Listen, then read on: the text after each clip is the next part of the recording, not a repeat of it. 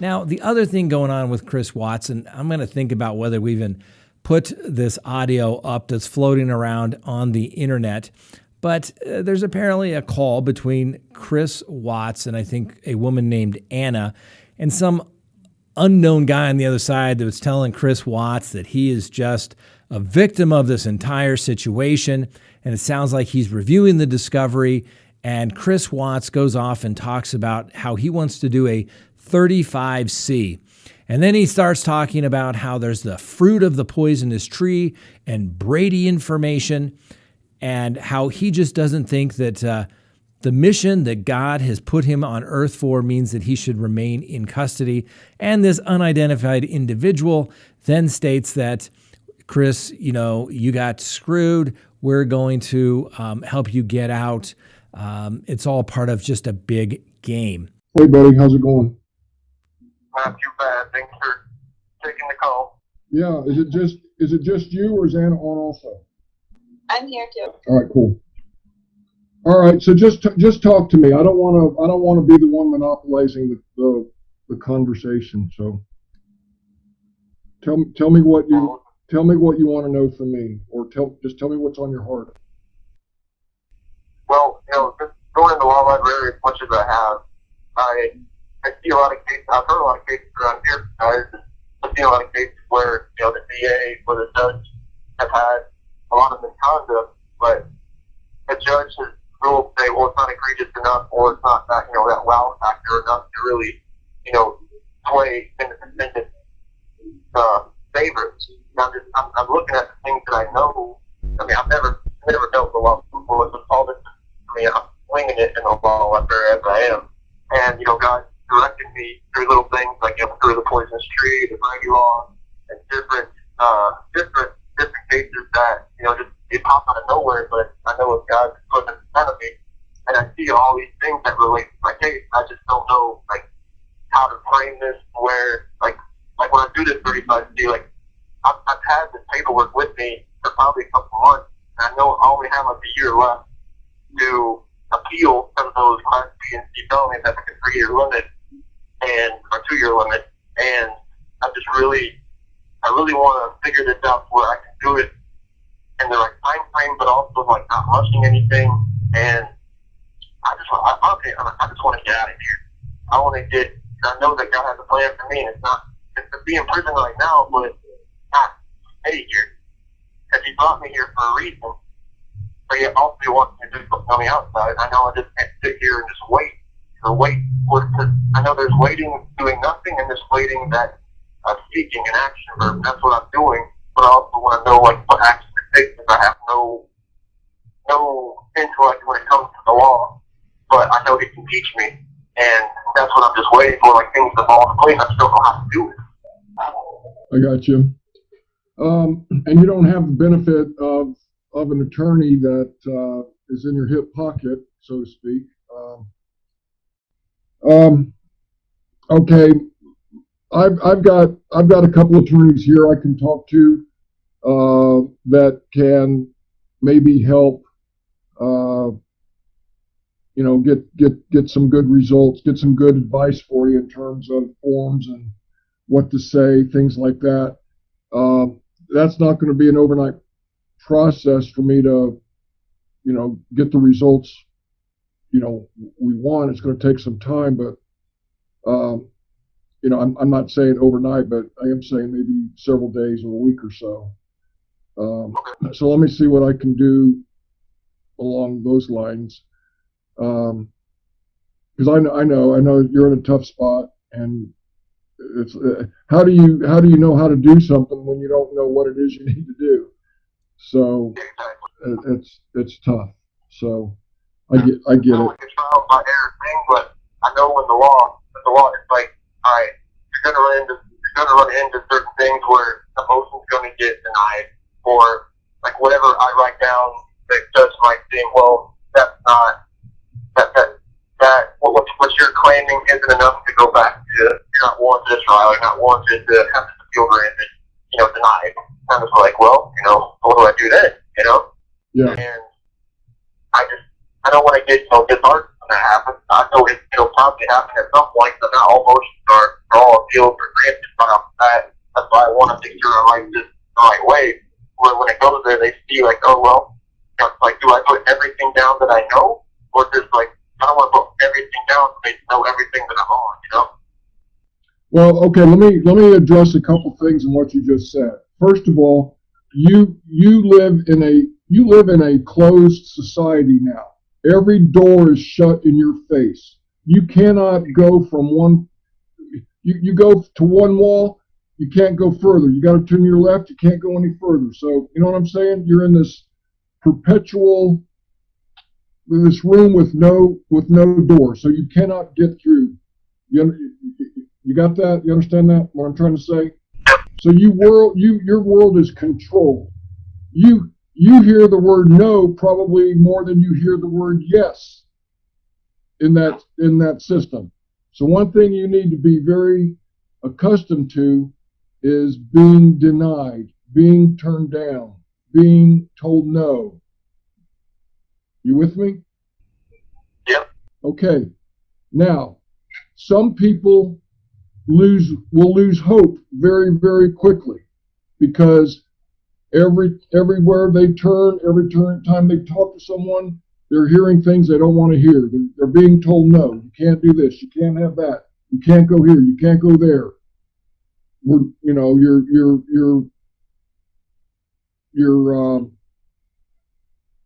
Whatever legal action you're trying to do. Attorney's calls may be monitored and recorded. Whatever you're trying to do, you're always being told no. What you can't do is allow yourself to lose hope. Don't take no for an answer. And don't give up the first time you're told no. You understand? Yeah. So the key in all this is you got to be strong. You got to be physically strong. You got to be mentally strong. And you've got to understand that, you know what? You're the underdog, but underdogs can win. They can be a dog in the fight. So I want you to get this attitude that no matter what you do, we're not going to take no for an answer. They tell us no, we're going to try again. They tell us no again, we're going to try again. You've just got to keep persevering and don't lose hope, okay? Because I tell you what, you lose hope, you lose your life. All right? So just keep a positive attitude about all that, and don't take any steps back. Just keep moving forward. Even if it's a small step, move forward and not backward. Okay? Okay. Just like in my devotional today, it was Esther. It was a door of hope, and the Lord was speaking to Esther, and she was saying to the Lord, I've led you to the wilderness, but I will plant in that wilderness vineyards. If you go through the valley of Kor, which is the valley of trouble, I will put a door of hope. So even though you're in a wilderness, you're going to plant vineyards in that wilderness. Though you're in the valley of trouble, there's going to be a door of hope in that trouble. That's great. Well, I'm proud of you. Good job. Keep that up. Keep your nose in that book too. I will. Yeah. So, Chris, what were you saying before we got cut off about when he asked, I can't remember what it was, but you were talking about the evidence and your confession that wasn't true. Well, I just know that I've never experienced anything like this before. Like from the tragedy that happened, from the law enforcement to the interrogation, the jail, the prison, all this was new. All this was new, and I know that even though I've never had something like this happen before, I knew the shock and the trauma was there in my mind. I didn't know how to process it. Every question that they asked me, I was just agreeing with them and just going along with what they said, because I was like, well, I guess we got to tell them something. And even when they came here to prison and interrogated me, they were in the street clothes acting like they didn't, they were just talking to me, when in retrospect they were actually interrogating me again. And I know for a fact that, that interrogation they cannot use because they were here in Wisconsin and they're all Colorado based. So all that is like null and void, but still they're going to try to use all this stuff against me. interrogation to the first one, and all that was like a coercive type psychological intimidation of someone that, you know, had never been in that situation before, and they just used that to their advantage. Well, Chris, what you witnessed firsthand is is a game. It's like getting back to the old biblical days where you've got the big Roman soldier in the pen with, you know, the little guy, and you're fighting for your life, and you don't know what to expect, but that's a terrible analogy, and I'm sorry, but I'm just saying, you just didn't know what was going on, and it's a game. That's what I tell so many people. This is a game that they're playing. You are the prey. They're the hunter. You're the prey, and they've got you exactly where they want you. And most times they're going to get what they want, because you know what? They keep you for hours. They deprive you of your basic needs. And as every second that you're with them in that chair and they're bearing down on you, your mind is actually deteriorating. Your mind is playing games against you.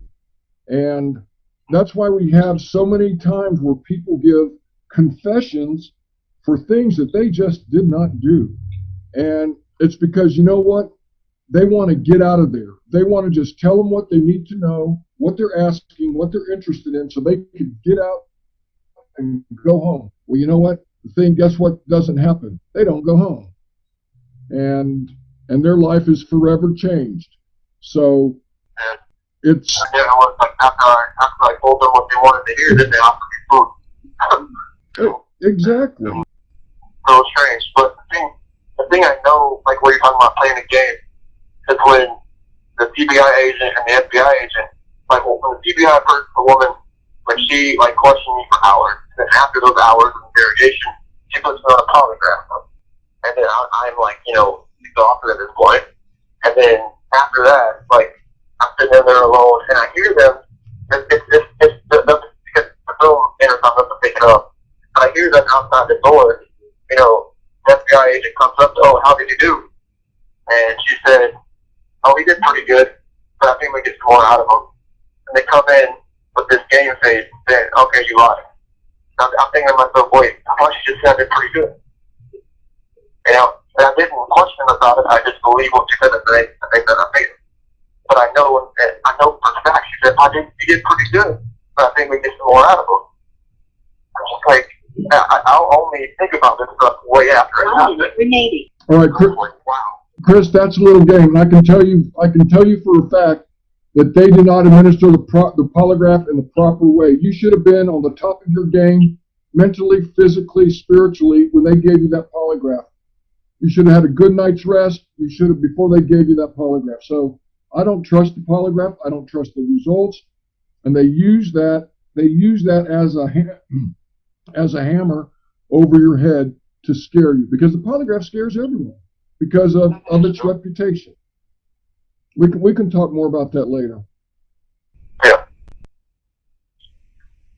Well, thank you for taking another call. I think got like 30 seconds left, but I know that, you know, God can lead me on how to write this thing up to get it back, and I just thank you for helping me and just go into that discovery. I mean, you don't have to do it, but you're doing it, and I just believe that you got some information on your heart that's really gonna break this thing open too. Good. We're with you. All right, he got cut off. All right. Okay.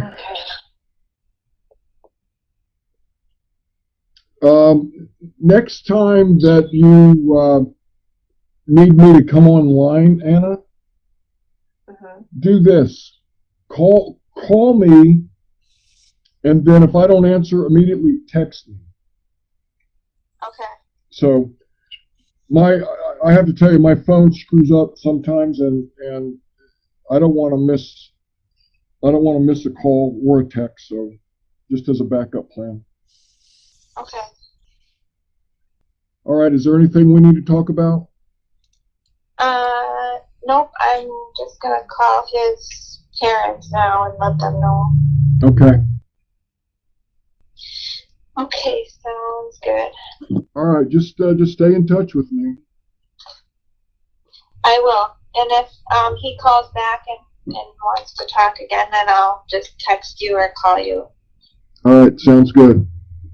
Okay, thank you. All right. Thank you. Yeah. All right. Bye-bye. Bye-bye.